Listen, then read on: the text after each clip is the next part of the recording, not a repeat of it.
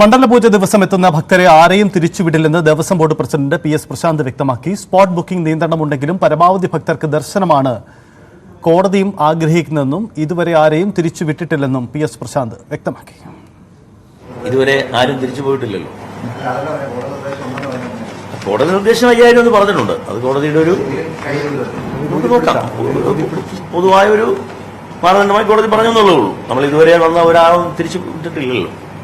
കോടതിയെ ബോധ്യപ്പെടുത്താം, നമ്മൾ ബോധ്യപ്പെടുത്തും. സ്വാഭാവികമായും കോടതിയും പരമാവധി ഭക്തർ സുഖസംതൃപ്തിയോടുകൂടി പോകണമെന്നല്ലേ കോടതിക്ക് ആഗ്രഹമുള്ളൂ.